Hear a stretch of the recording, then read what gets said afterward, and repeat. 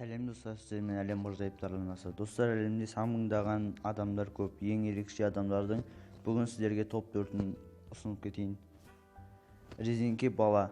Бұндай лақап атты әлемдегі ең ерлгіш адам жас медицина ғылымдары алып отыр. Бұл жігіт Гиннес кітабына енген. Ол басын 180 градусқа айналдыра отырып, барлық анатомия заңдарын жоққа шығарып отыр. Оның үстіне бұл қозғалыстар оңай берілетіні баршамызды таңғалдыруда. Көкбетті адам. Біздің әлемде бетінің көк түсі көк адам бар. Ол ұзақ уақыт дерматит еміне коллоидты көмісті қолданған. Соның әсерінен бетінің түсі көкке айналған. Бұл 57 жасар Калифорния тұрғыны Пол Гаросон. Ол бетінің түсі көкке айналғанға дейін 43 жыл емделген. Жуынбайтын адам. Иран тұрғыны Амухачи 60 жылдан астам суға түспеген. Ол егерде суға түссем міндетті түрде ауырып қаламын деп ойлайды екен.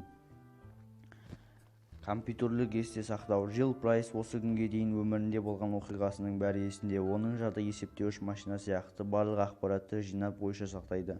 Мұндай қабілет Джилдің бойынан 12 жаста байқала бастаған.